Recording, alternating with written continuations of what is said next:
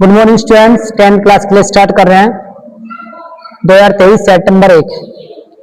जब तक आपकी छुट्टियां हैं अभी सर्दी की वजह से, तो आपकी ऑनलाइन क्लास चालू रहेंगी और सब बच्चे प्रैक्टिस करते रहें।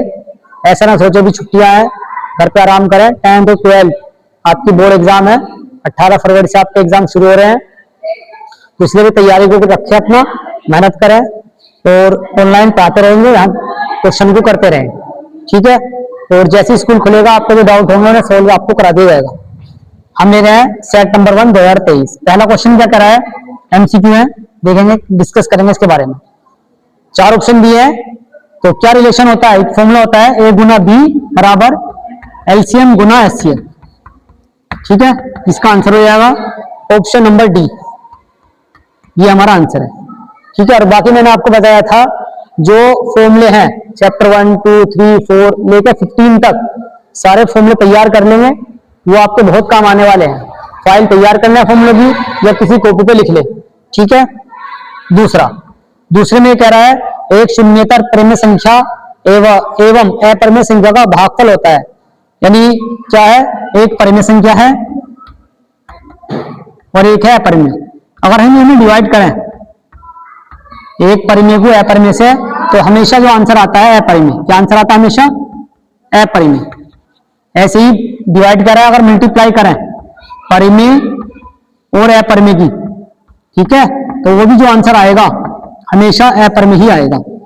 चाहे तो डिवाइड करें, चाहे मल्टीप्लाई करें, चाहे ऐड करें, चाहे मैं प्लस करूं चाहे माइनस करूं, तो आंसर क्या आएगा? हमेशा अपरिमेय ही आएगा।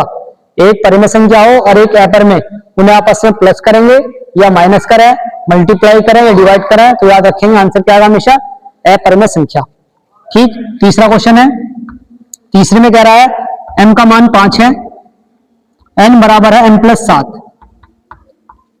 तो कह रहा है इसका मान क्या होगा? m square plus n square. तो ठीक, m का मान तो हमारे पास है, तो n का मान कितना? ये m प्लस 7 यानी कितना? 5 प्लस 7 12। n का मान 12 हो चुका, m का मान 5 है। 5 का स्क्वायर प्लस 12 का स्क्वायर, 5 का स्क्वायर कितना होता है? 25 और 12 का 144, दोनों को जोड़ेंगे 169, और 169 का जो वर्गमूल है स्क्वायर रूट क्या होता है? 13। तो ऑप्शन हमारा मैच कर जाएगा कौन सा? सी, ठीक है। प्रैक्टिस रखें, ऐसे सोचो मेरे पे आता है, आप जितना प्रैक्टिस करोगे मैथ उतना अच्छा आपका हो जाएगा। मैथ के लिए कोई रूल नहीं, फॉर्मूले अच्छे से याद हो और प्रैक्टिस करें, ठीक है। देखे भी निकाल के पूरा सेट में कितनी देर में निकाल रहा हूं, क्योंकि एग्जाम में आपको सिर्फ 3 घंटे मिलेंगे करने के लिए, इसलिए प्रैक्टिस करें खूब अच्छे से। क्वेश्चन नंबर 4 में क्या करा है?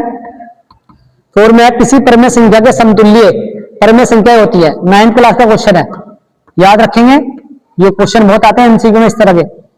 किसी परिमेय संख्या के तुल्य कितनी संख्या होती है? हमेशा रखना, आंसर होता है कितना? अपरिभाषित,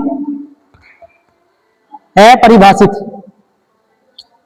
ठीक है, मतलब इनफाइनाइट, अनेक। इसका आंसर होना चाहिए अनेक, लेकिन इसमें सही नहीं लिखा, ही लिखा है परिभाषित, फिर आंसर ही होगा अपरिभाषित।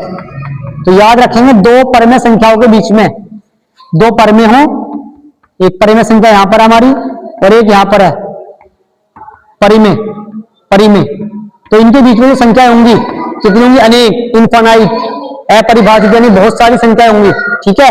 चाहे परिमेय हो चाहे दोनों अपरिमेय हो, उनके बीच में जो संख्याएं होती है बहुत सारी परिमेय संख्याएं होती हैं, यानी कहेंगे अनेक या अपरिभाषित।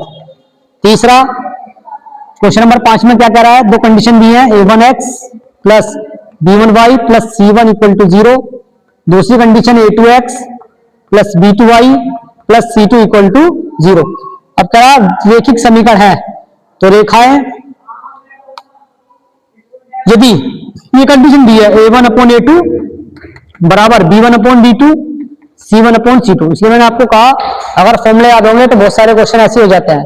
तो ये कंडीशन किसके लिए है? अगर तीनों इक्वल हो, रेखाएं समांतर, संपाती, रेखाएं प्रतिच्छेद करते हैं, इनमें से कौन है? इसका होती है संपाती के लिए। किसके लिए होती है? संपाती, संपाती है। ऑप्शन हमारा बी सही है। ये हमारे 5 क्वेश्चन हुए। देखो नेक्स्ट अच्छे से करते रहें, बाकी ऑनलाइन क्लास रहेगी, ऐसे हम कराते रहेंगे बिल्कुल।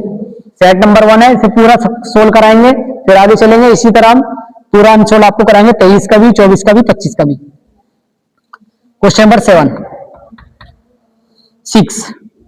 6 में कह रहा है एक तिहाई भाग किसी संख्या का तिहाई भाग, कोई संख्या है, अब देखो तिहाई भाग, इसका तिहाई भाग 21 के बराबर है। मैंने मान लिया संख्या x है, इसका तिहाई भाग किसके बराबर है, 21 के। तो x का मान कितना आ गया, 3 गुना 21 63। ये हमारा आंसर है, ऑप्शन मैच कर जाएगा सी। ऑप्शन कौन सा जी, सी, ये हमारा आंसर है। क्वेश्चन नंबर 7 में कह रहा है एक समीकरण है, इस तरह क्वेश्चन बहुत आते हैं, अगर आप करते रहेंगे 23, 24, 25 के क्वेश्चन निकाल लेंगे अच्छे से बिल्कुल, तो मुझे उम्मीद है पूरी 70 में से 65 नंबर आपके बिल्कुल आ जाएंगे, 70 में से 65। ठीक है, तो कह रहा एक मूल -2 है, एक मूल कितना जी, -2, पी का मान पूछ रहा है। तो क्या करा है इस तरह का क्वेश्चन में, एक मूल जो दिया है उसे x मान लो, x बराबर -2 रख दो समीकरण के अंदर, -2 का वर्ग 2 गुना -2 माइनस के p बराबर 0, 2 का स्क्वायर 4 -4 माइनस के p। ठीक है, तो 4 - 4 0, तो p का मान आ गया 0, p बराबर कितना आया 0। तो पहला ऑप्शन हमारा करेक्ट है ए, p का मान इसमें हो जाता। क्वेश्चन नंबर 8 में क्या है, दो त्रिभुजों का क्षेत्रफल का अनुपात उनकी संगत भुजाओं के अनुपात के वर्ग के बराबर होता है। ये त्रिभुज होते हैं, देखो ये क्वेश्चन फिलहाल हमारा कट चुका है क्षेत्रफल वाला, लेकिन फिर भी एमसीक्यू में तो याद रखेंगे, क्षेत्रफल का अनुपात उनकी संगत भुजाओं के वर्ग के बराबर होता है। त्रिभुज होते हैं हमारे कैसे, समरूप। कैसे त्रिभुज होते हैं, समरूप, इसे याद रखेंगे, समरूप त्रिभुज। ठीक है, क्वेश्चन नंबर 9, एक्स अक्ष पर स्थित वह बिंदु समदूरस्थ है, एक्स अक्ष पर बिंदु निकालना है। ठीक है, और इन दोनों से समदूरस्थ है, ये मतलब P है, एक Q है, 2, -5 और यह है -2, 9। समदूरस्थ है, हमने मान लिया x, 0 है, ये x अक्ष पर क्या होता है बिंदु, x, 0 की फॉर्म में, यानी इतना कंफर्म है, दूसरी वैल्यू 0 होगी।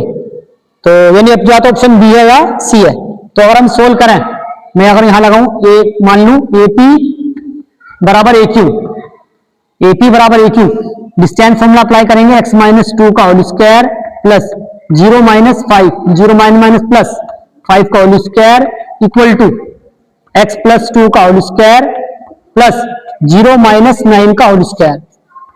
स्क्वायर से रूट से स्क्वायर रूट कट, कितना आ गया, x² + 4 माइनस के 4x, 5 का स्क्वायर 25, x² + 4 प्लस के 4x।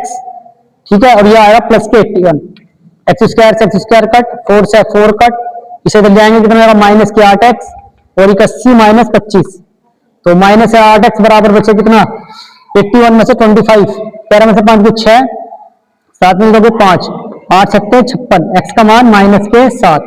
तो आंसर आ गया हमारा कितना, ये -7,0, बी ऑप्शन -7,0, ये हमारा आंसर होगा। क्लियर है, इस तरह ध्यान रखेंगे।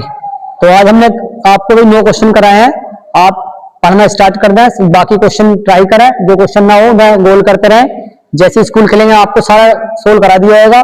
बाकी हाँ, हम अपना जो वर्क है कंटिन्यूस रखेंगे। Thank you.